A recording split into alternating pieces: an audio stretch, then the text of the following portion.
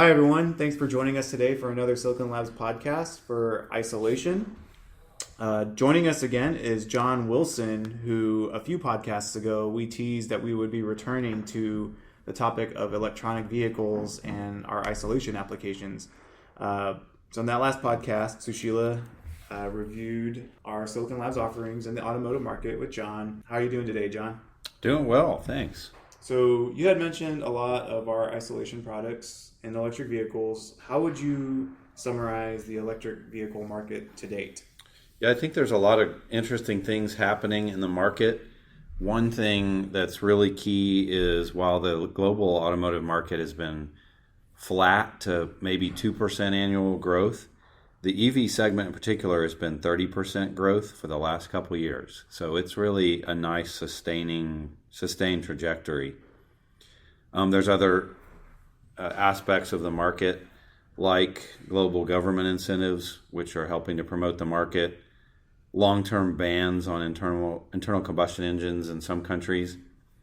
And then just a little closer to home is a factor that maybe people don't think about as much is the quality of life that EV brings.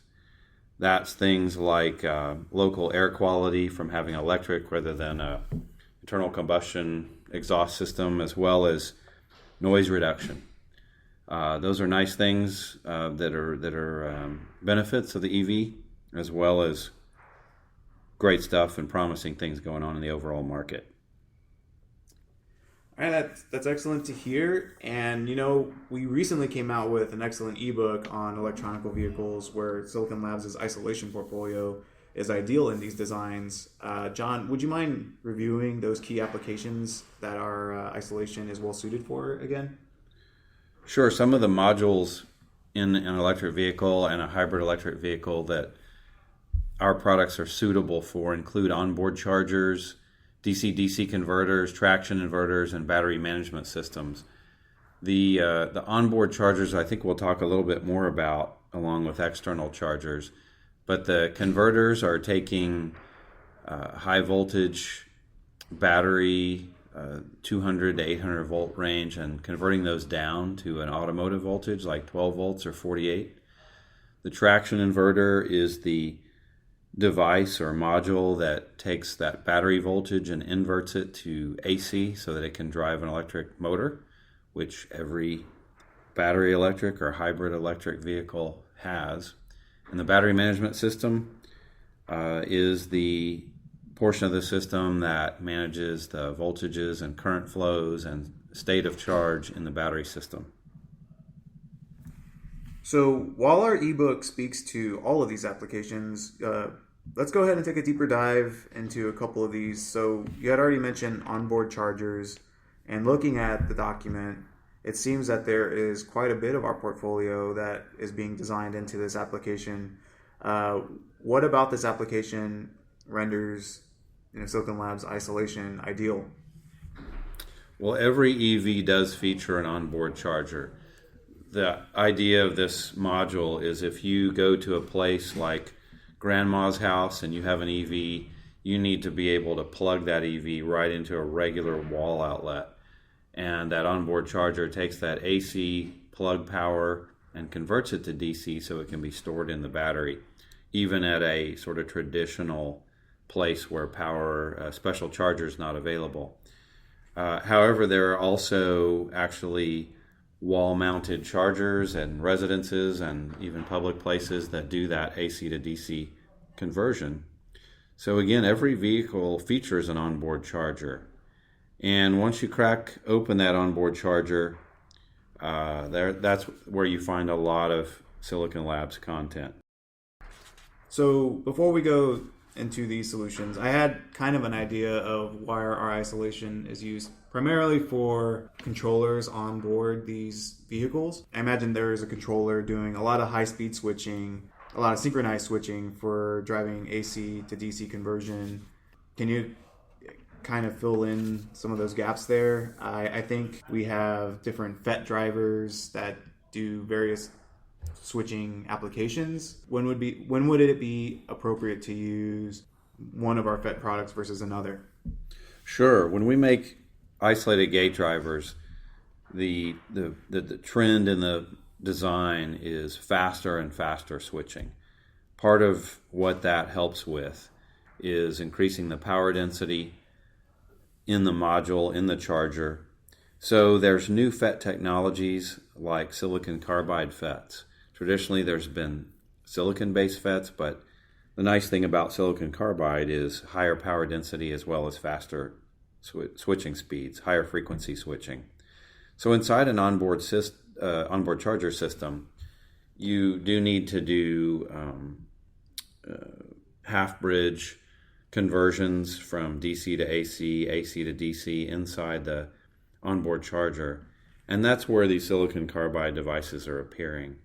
So we've successfully deployed isolated gate drivers into onboard chargers, whether they're driving silicon or silicon carbide based FETs. At the end of the day, an onboard charger is kind of like a power supply. It does feature half bridge and full bridge topologies, and these topologies break down into FETs that need to be driven. And so our devices are providing not only the gate drive, but the isolation in a single device. And as the switching speeds move up, our portfolio is ready for that type of application. I saw that some of our FET drivers come with enhanced safety features. What sort of safety features are these, and how would that help the automotive market? So a device such as SI8239X features a feedback mechanism across the isolation barrier. If the voltages on the isolated side are not sufficiently high, that will trigger something called undervoltage lockout. And it's helpful for the controller to know the device state is undervoltage lockout, as opposed to it just being locked out, shutting off the switching, and not telling the controller. So the SI8239X provides that feedback channel to let the overall system controller know, hey, the switching isn't taking place because the voltage, there's something wrong there, or it's not quite up to the level of normal operation yet, not up to spec yet. So that's the type of safety feature that leads to an overall more robust system. I see. Well, we've also recently launched an SI823HX, and I guess the H is for high CMTI. That's a good question. It does feature high CMTI as well as higher voltage tolerance, both on the input and the output. It can do higher gate voltages. So the H is kind of representing a number of things. So that higher CMTI, the higher voltages. So can we just assume that the H in the 823HX just means high voltage in general? Yeah, high voltage, high current, and high CMTI are part of that new family. Okay, I see. So aside from high-speed switching, onboard chargers also have a need for digital communication, like almost every microcontroller out there. And that seems to be our bread and butter when it comes to digital isolation.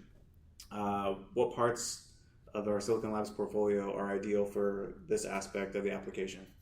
Yeah, I mean, you're right, Isaac. We really got started in digital isolation, whether it's the SI86XX family, which is our oldest and highest volume family, or somewhat more recent devices like SI88XX, which includes not only the digital communication, but also DC to DC converter. We have new families being planned that you'll hear some exciting news about in the coming quarters to continue to move down that roadmap. But yes, digital communication is a part of any system. Any module in the vehicle has to talk to let's call it the main brain of the vehicle, and that's done via digital communication. Okay. And then lastly, these controllers have to be able to monitor these subsystems in a way. So there's a need to sense high voltage systems throughout the vehicle without damaging the controller. I believe we're coming out with some newer versions of some analog isolators. Can you fill that in for us? So we have some really exciting new products in development that will do isolated voltage and isolated current sensing. And you're right, there's various points in the system where a voltage needs to be assessed, whether it's a battery voltage at 200 volts or higher, or a 48 volt level or a 12 volt level. So our isolated voltage sensors provide analog or digital delta sigma modulated output types back to the system controller. And then we have current shunt sense amplifiers as well that put out both analog or delta sigma modulated signals to the controller.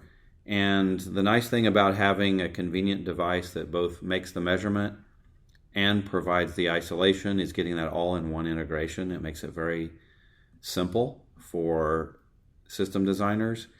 And by my experience, whether it's China, Europe, or the US, everywhere I've had the opportunity to show these devices to EV manufacturers and tier ones, everybody is very excited about this family we have in development.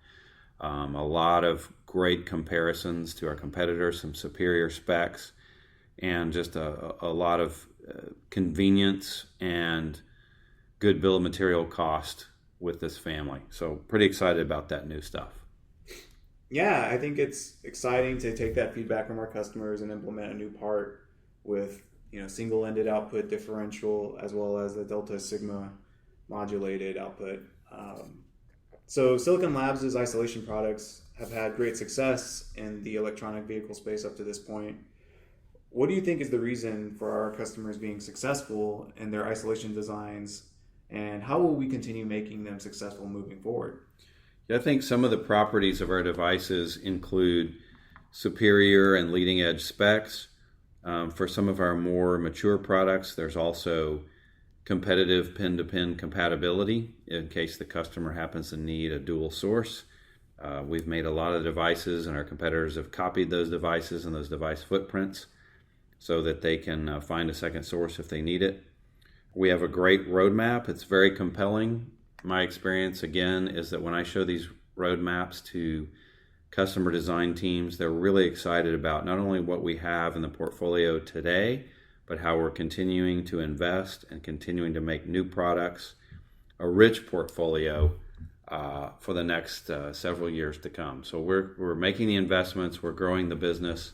Silicon Labs sees and believes in this market and are creating lots of new solutions for engineering problems. That's great. I look forward to seeing a lot more electronic vehicle designs with Silicon Labs parts. But thanks for joining me today, John, and we look forward to having you again in the future. You're welcome, Isaac. Thank you. Thanks.